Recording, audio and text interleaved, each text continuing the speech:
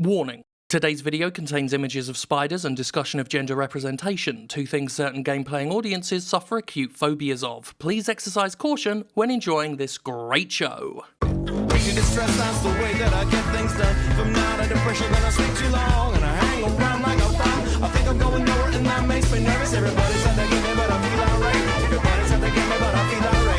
Everybody's at the game, but I feel alright. Everybody's thinking about me, but I feel alright. Everybody's at the game, but I feel alright. Recently, the Jimquisition has been accused of being a bit too crusadery, desperately looking for a crusade, in fact, to fight.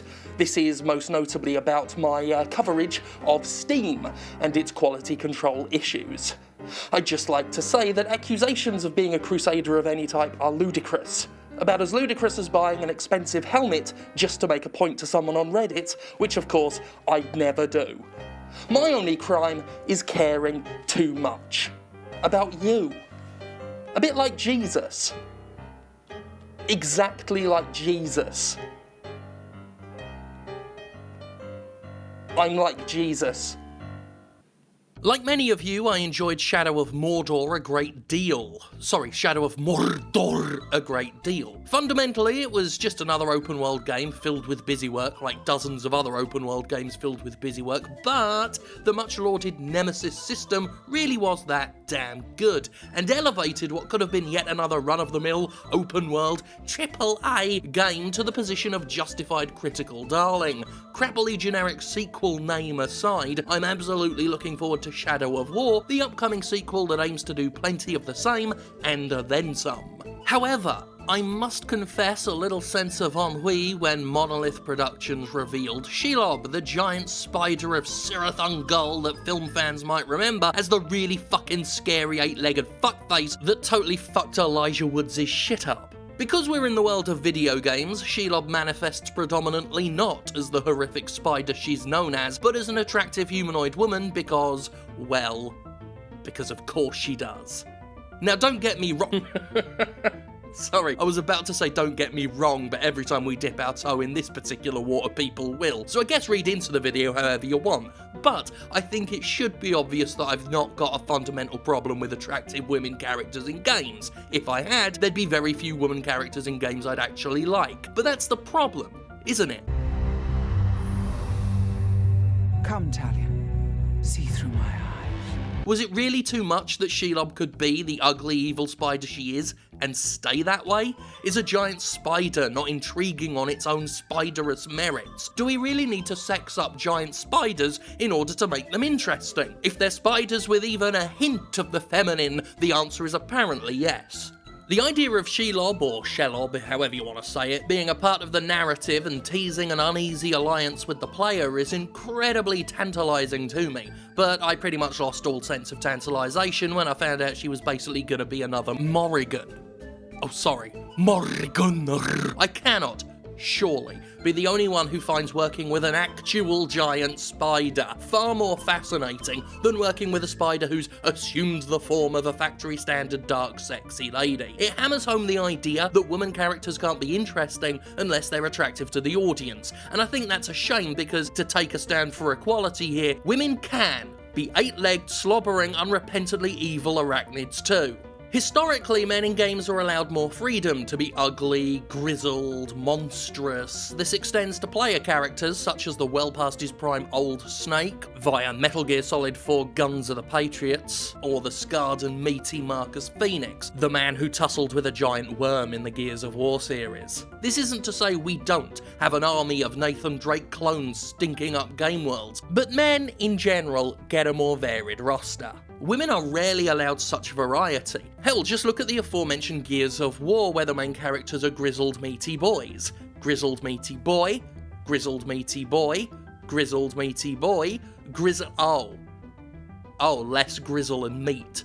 In recent memory, there have been comparatively few women characters of importance, even the well-written ones, who can also claim to be visually unattractive in a conventional sense, or old, or monstrous. This is why I still, after all these years, claim Vertigo as one of my favourite woman characters in games, despite how much that sounds like I'm taking the piss. I'm not. It's still not a joke, because she's truly different, and bucks pretty much all the trends associated with woman characters. Vertigo, if you're not familiar, is one of the fighters from Primal Rage, incidentally among the few fighting games I could ever actually fucking get around to playing, in big part because the characters were actually very interesting. It's about giant prehistoric god monsters punching, kicking, burning, and pissing on each other, and Vertigo is the token woman one. It was the 90s after all. Even so, as a bipedal cobra monster, she was intimidating and vile, also perhaps one of the most physically unpleasant combatants on the roster, topped only by the big baboon who does the aforementioned pissing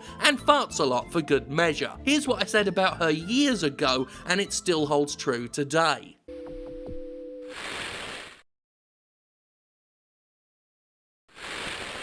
Vertigo is a big blue bipedal cobra dinosaur monster of Cthulhu-esque mindfuckery and is one of the playable characters in the mid-90s fighting game Primal Rage. She has a knife-stabby tail and can hypnotize T-Rexes and spits out green poison. She's the goddess of insanity and mysticism. She aims to build a palace where humans are tortured day and night, and to her, finding a new reality where she is not queen is really just a reason to throw down. This big walking snake from 1994 is the most notable female protagonist you have, game industry. Just think about that. Seriously think about it. This is really one of the best you've ever managed to do. Damn near 20 years ago. The worst part of it is it sounds like I dredged up Vertigo randomly for a joke, but I'm being 100% serious. I mean, it's legit. She is a strong woman character. She's a goddess and one of the most powerful and influential characters in Primal Rage. She's clearly not all boobs and ass. She's not sexy nor traditionally pretty in any way. She's terrifying at best. Her motivations are not due to the suffering of woman or the love of some man. As one of the game's destructive forces, she even gets to be on the villain side, a rare privilege for woman protagonists. Recently, we've had characters like Ana in Overwatch, who gets to be badass and older, and Central from Invisible Inc. has been noted for avoiding the trends commonly associated with woman characters. I also adore the presentation of Miranda from Watch Dogs 2, a take-no-shit trans city councillor. Every now and then it looks like Ubisoft actually knows what it's doing. Still, I talked about Vertigo as a noteworthy woman in games over 3 years ago, and she still seems quite remarkable to me. Unless you're an out-and-out boss character, chances are if you're a woman and a significant part of a game, you're going to have to need some sex appeal. So here we are with what I consider the faintly ridiculous extreme prospect of a spider being sexed up, which I can't help but consider a real jump-the-shark moment for feminine character design, like Shelob. Really? The spider one? While we're at it, why don't we have the gloriously ugly Locust from Gears of War feature the arrival of its long-anticipated queen, who turns out to be a sexy woman. Oh yeah, right, yeah. I swear, if the alien queen was invented by video games first, she'd fucking look like this. And honestly, this shit is just boring.